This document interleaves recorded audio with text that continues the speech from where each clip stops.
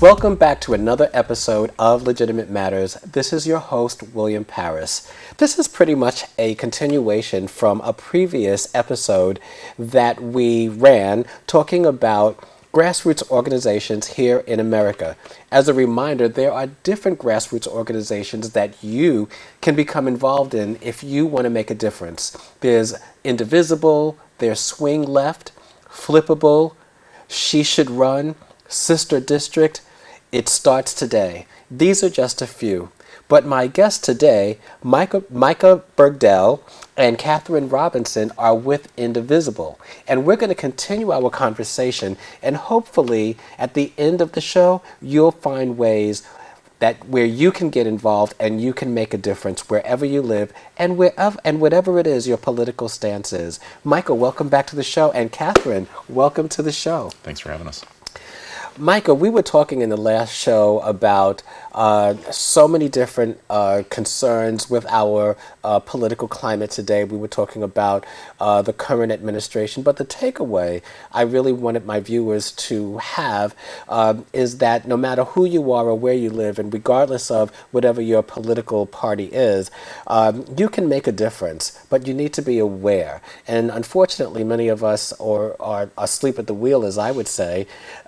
Tell us what you feel is really at stake in the upcoming midterm elections.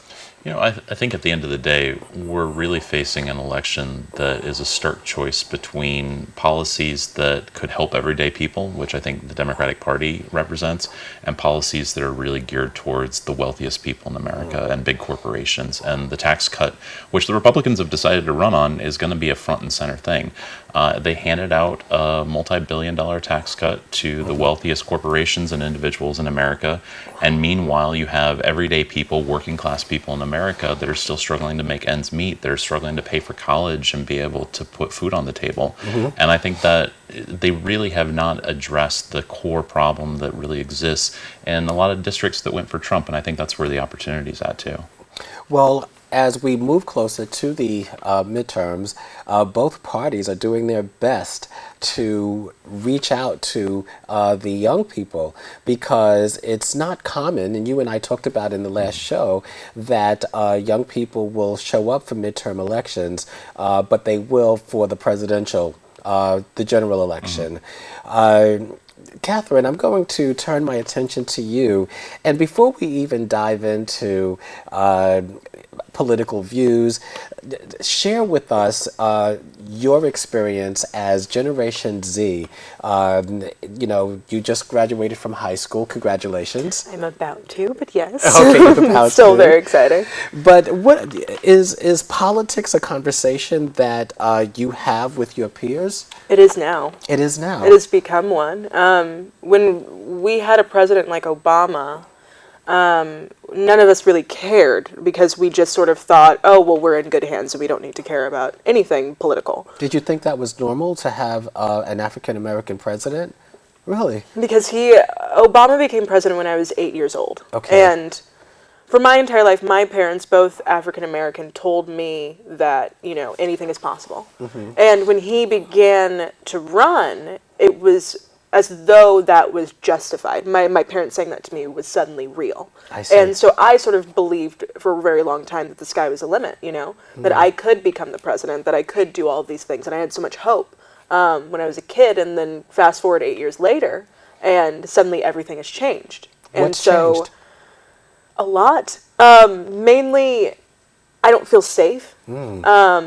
And a lot of kids don't feel safe. And so that's why we care, because now it's about our safety. It's not just about the guns. It's not just about Trayvon or Black Lives Matter. It's about everything surrounding Trump being our president and being the man that our country is meant to look up to and respect. And everything that he stands for is scary, because if that means that if he is the leader of the free world and this is what freedom is supposed to look like, it's very, very scary. Well, when you say that, let's talk about your experience as a student. And off camera, you mentioned that you attend a school with another school just across the street. Yeah. What are the differences?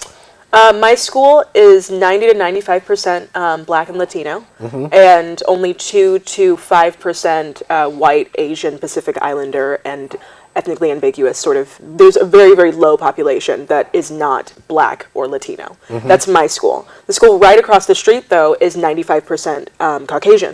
And they have a computer lab, they have MacBooks, and they have iPads, and they have the newest textbooks, and they have everything that we would need, because we're also students, because we're also children who need resources, and yet we don't receive them. And the only difference is that we're brown and they're not. And I am never the first person to make it about race. However, if it looks and sounds like a duck, then it is a duck. If I see racism, that's what it is, and that is exactly what I'm going to call it. Let me turn this back over. Let me move this back over to you, Micah, because in a conversation that we had previously, you were talking about polarizing types of messages. Can you tell me from your perspective, being in a different generation, what you're hearing and the type of rhetoric that that concerns you as a voter, being a part of Indivisible, and how Indivisible is conscious and wants to make a difference to address the types of issues and the experiences that Catherine is describing? You know, I'm reminded of a couple different candidates that are running right now. I don't know if you're familiar with Stacey Abrams. She's running for governor in Georgia. She would become the first Black woman governor in the United States.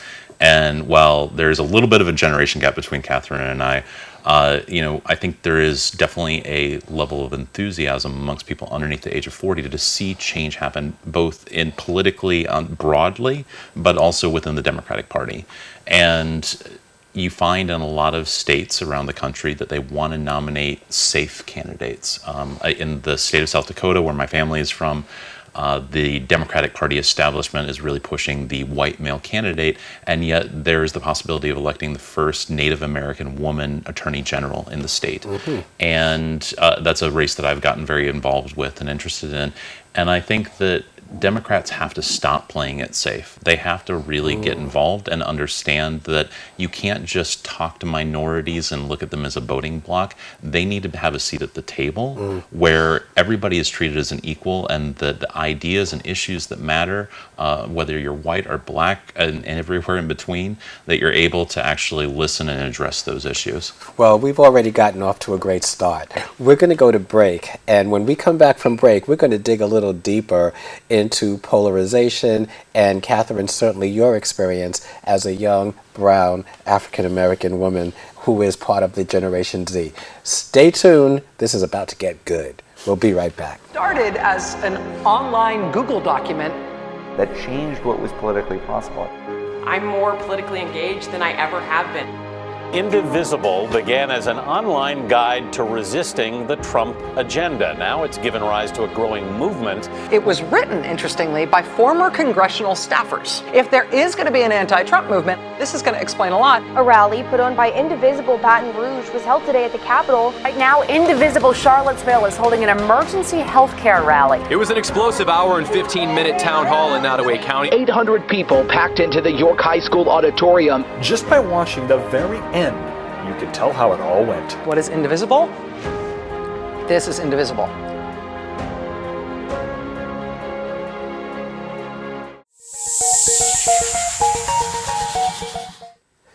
Welcome back to Legitimate Matters. I am your host, William Paris, and I'm here with my guest, Micah Bergdale and Catherine Robinson with the grassroots organization Indivisible. Micah, when we went to break, you were telling us about a recent political race going on in Georgia. Tell us more about that. There is a divide that's happening kind of in the Democratic Party right now of whether we want to embrace candidates that are outwardly progressive. You're seeing it in Texas, you're seeing it in Georgia. In Texas, the big divide is whether they want to have single-payer health care as an issue, and you have a lot of Democrats that are competing against each other of, do we just improve Obamacare, or do we go all the way and say that we want Medicare for all? In the state of Georgia, there's the real debate of, are we going to be successful having an African-American woman at the top of the ticket running for governor, which would be a first in the United States, and somebody that really is focused on bringing out all of the African-American brown vote within Georgia, as well as progressives that are in most of the urban centers around the state of Georgia. And I think there's a struggle within the Democratic Party right now of what idea to embrace. And it does have a little bit of reminiscence of Bernie Sanders versus Hillary Clinton. Where's the energy at? What values should we be espousing? Are we going to be mushy moderates, or are we actually going to stand up for something? I find that rather disturbing. Catherine, how would you respond to that? I think that it's really important now that we have people of color who are running and successfully running for positions in office, because I think that for a very long time we haven't had to speak for ourselves, as opposed to having other white people advocate for us. And I think that a big problem has been that we have lots of people advocating for us, but they're not advocating to have us speak for ourselves, which is what they should be advocating for. Don't advocate for the issues that affect us, but actually advocate for us to have the resources to solve the problems that we have. Wow. Because when you have an issue, it should be solved by people who understand it through and through. And these people, if you have white people who are trying to relate to low-income black and brown people, they can't necessarily fully put themselves into those people's shoes. Therefore, they don't understand all of the different faces of the issues. If we're talking about the school-to-prison pipeline, we can't have older white men talking about young black men and the things that they're going through, because they'll never be able to 100% understand what these young boys are going through. They don't understand what it's like in the classrooms, or what it's like when they're walking down the street, or what it's like when they get booked for something because they just simply fit the description, or they're wearing the wrong outfit one day, They need advocates who are like them, who are them in the future, Thank you. That was so on point. Michael, when you were describing this struggle that they're having in Georgia, whether they want to have someone who is African American in the office of governor, or if they want to play it safe, is concerning, because that, in my opinion, is one of the weaknesses of the Democratic Party. Do the right thing. It shouldn't be about who's going to make us look good, or it should be about the people, and that is actually what Legitimate Matters is about. It's about having the voice of the people heard. It's about talking about topics that emphasize really the actual real voice of the people, which we're not getting in mainstream media, because we're hearing, we're being fed information that just programs that the society, our society, and polarizes our society more than it already is. Catherine, I'm going to go back to you again. So in your experience in school, tell me, what is it that is most concerning with your peers? What are you talking about? Does it ever come up in terms of, what we can do to make a difference, or is it more of a complaining type of an attitude? Because I speak to young people sometimes that don't even realize that there is a midterm election. Yeah. I think that a lot of young people are involved and we care just because of the fear, When Trump was elected, a lot of Latino students were afraid that they were immediately going to get deported, because they didn't necessarily understand what was going on, but they knew that that was something that he really was advocating for, and that was the one thing that they held on to. And so a lot of kids care because of their fear, but a lot of kids have the luxury of not having to care. Much like the kids who live in the school or go to the school right across the street, from mine, they don't really have to worry about a lot of the things that we have to worry about. You know, they don't have to conduct conversations about police brutality unless they're woke. You know, it's much different for white students because they have to sort of go about things very differently, and they have the choice to not have to face a lot of issues. And so young people as a whole, we're all collectively angry, but our anger is making us do different things, you know. For some kids, their anger is making them retreat and just sort of ignore everything, and they had the choice to do that. Whereas black and brown kids, in my experience, were either full of anger, and that is pushing us to go and speak, go and talk to our representatives, go and do something, or their fear takes over and they act out of fear. They go and they try to take care of their family, or they go and they try to force all of their family members to vote for some person that they think will save them. It's not necessarily about what is right for the political side of things, it's really what will save my family. You know. What do you think is necessary in order to empower more young people, in order to get a message to more young people? My concern are the ones that you mentioned might go and hide and maybe do nothing. But for, you know, the future really is yours. Okay, it is. It belongs to you. And what this country looks like down the road and what it will become really affects you. Yeah. It's your future. Yeah. It's your country. So what do you think needs to be done in order to reach your peers, to get them more involved? Well, I think that a lot of unification has to take place, first and foremost, because we have to, because the future is ours, because we are the next generation, we are the ones who are going to become the adults and the policymakers, and we are going to become the people who will be in charge. We have to come together, and we have to realize that it's not about color anymore. It's not. We can't make it about that. We have to make it about there is a force of evil that is coming for us, and we have to fight it to have a better future, to have a better tomorrow. It's not about me versus the white kids, me versus anyone. There is no versus anymore. We don't have time for that. We don't have time to fight amongst ourselves. We only have time to come together and fight the greater issues, and then we can sort our stuff out together as a sort of a unit, but we have to become a unit first and foremost. And I think that in order for us to become the people that we need to become, in order to do the things that we need to do, we have to unify, and we have to become sort of like a youth army in order to fight against everything. And can I add something to that too? When we come back from break, but hold that thought. That was wonderful. Legitimate Matters. I don't know if you're as captivated by this conversation as I am. I certainly hope you are. But I'm your host, William Paris. We're going to break. We'll be right back. Stay tuned.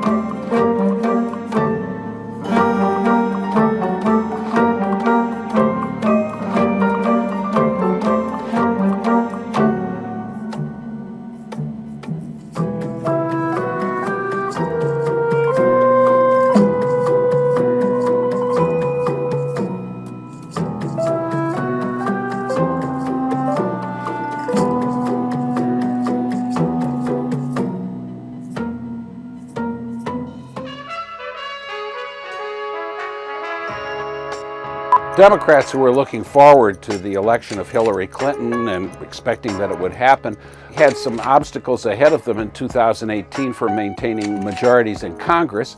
Now with the election of Donald Trump, it looks a little more forbidding for them. The Senate seats that are up in 2018, you've got 10 Democratic senators running for re-election in states that were carried by Donald Trump. That's not a good place to start off for the Democratic Party. You have very few Republican seats at risk. It's the opposite of the situation this year. And so the likelihood is that the Republicans will gain seats.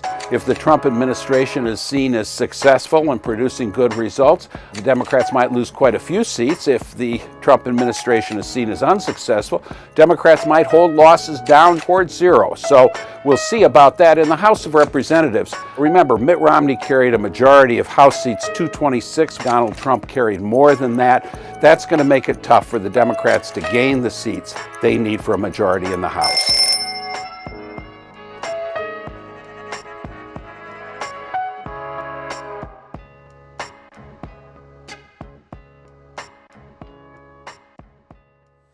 Welcome back to Legitimate Matters. Once again, I'm your host, William Paris, and I'm here with Micah Bergdale and Catherine Robinson with Indivisible. And we've been having such a great conversation, but as we wrap up the show in this segment, Micah, tell us, for the 2018 midterm elections, really, what is at stake here?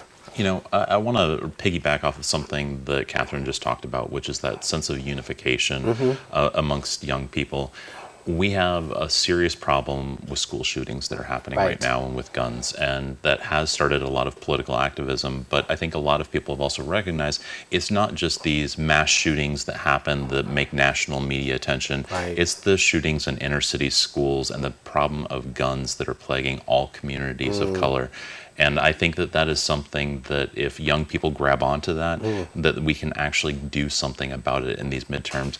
Because right now the NRA has a stranglehold on the Republican Party, and if we can elect open-minded, moderate Democrats and liberal Democrats across the country to be able to fight for this issue and actually take it on and take on the NRA, I think that really is one of the key things that's at stake. And those are people's lives. This is not just something that, you know, it is a high-level topical. It is actually someone's life that is at stake with this issue. Well, Catherine. I mean, I definitely agree. I wholeheartedly agree. It's not just about politics anymore, you know? It's actually about human life. It's taking care of our children and their lives. And we all understand that human life is very precious, but it doesn't feel as though that is being understood right now with the prevalence of guns and with the support of guns. And it doesn't feel as though anyone cares about whether we live or die, which is a very harsh statement, but to have something like guns be held onto so tightly, and so many children have died as a result of gun violence in many different forms, you would think that that would be enough. You would think that, oh, okay, children are dying, therefore we need to do something to keep them alive. But that's not happening. Instead, they're going, oh, let's get more guns to protect the kids from the guns that the bad guys have. So now let's just have a full-on war and put the kids in the middle of it. Wow. And then those children are going to grow up and become just like that. And do we want to perpetuate this cycle of violence, fighting more violence, and also putting the children right in the middle of this war that you have? And it can't just be about the policies. It can't just be about legislation. It has to be simply about human life. And what are we willing to do to protect the sanctity of human life? What are we willing to do to protect our children?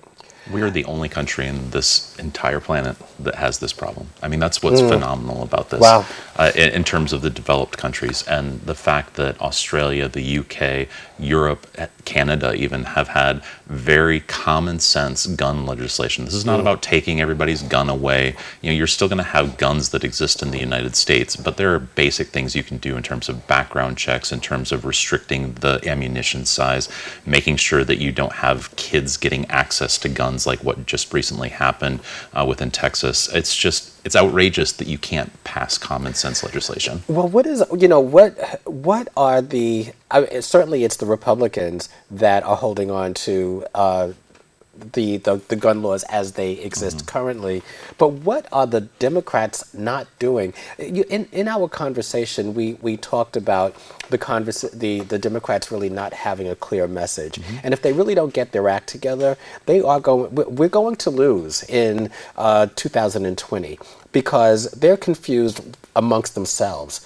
What's the message, Micah, to the Democrats? What do we tell them to kind of shake them to get their attention? Because right now, they're not speaking for me or you. The gun issue is a great example of Democrats have been playing it safe for years. They've been afraid to stand up to the NRA. And finally, you have young people who are saying enough is enough. I shouldn't have to go to school through a metal detector. I shouldn't have to go to school being afraid that I could get shot today. That is unacceptable in this country, and it shows that we value guns more than we value the lives of children, and that's insane. And Democrats have to step up and actually be at the forefront of this issue. And if they don't, young people are going to find another place to put their energy, but they're not going to let this issue go away. Let's also talk about other things in terms of the legislation that's been passed in terms of the taxes, the tax reform, Donald Trump's plan, which benefits the wealthy. How does that affect you? How does that affect the youth? How does that affect the future? I mean, you're going to have less funding for college. You're going to have less funding for social services. You're going to have less funding for health services to take care of people who couldn't otherwise afford those services. So I think the Democrats really have to break it down and make sure that they're having a conversation saying, this is how that lack of tax revenue is going to affect you. Giving that tax break to that billionaire means that these are the services we're going to have to cut if we're ever going to have a balanced budget, or at least narrow the deficit, which at some point you have to do. Unfortunately, Trump's base are going to be directly impacted by a lot of these decisions, by a lot of these laws that are being passed. And while they're paying attention to, oh, he's having a meeting with Kim Jong-un, look at that, he's a great president. Oh, look, he brought the hostages home. Oh, look, he's doing this and that. But while there's a big smoke screen going on at this particular time, there's more and more benefits that are being taken away from middle class and lower income families and communities who will be directly impacted by this. I'm going to say, as we wrap up the show, I'm going to ask you in maybe 1 second, tell us how viewers can get involved. Well, I would say Indivisible is one group. You mentioned a number of other organizations that are out there that they can get involved with, which I'll post at the end of the show. Also, just reaching out to local Democratic candidates, the Democratic Party. If there are issues that you're passionate about, contact the party, contact your representatives, and actually get involved with the campaign this fall. And I'm going to say to my viewers to please pay attention and continue to watch Legitimate Matters, and in particular, pay attention to Catherine Robinson, who's going to be launching her own show produced by Legitimate Matters. And Catherine is a powerful voice speaking for the young people, that Generation Z. So there's so much more to come. And we want to hear from you. Go to my website, subscribe to my YouTube channel, and follow us, because there's so much more and we want to hear from you. If you have an idea, if you have a thought, email me at wparis@legitimatematters.com. But until the next time, I'm your host, William Paris. Micah, Catherine, thank you so much for being on the show. Thank you. Thank you for sharing so much great information. And we'll see you next time right here on Legitimate Matters. I'm William Paris.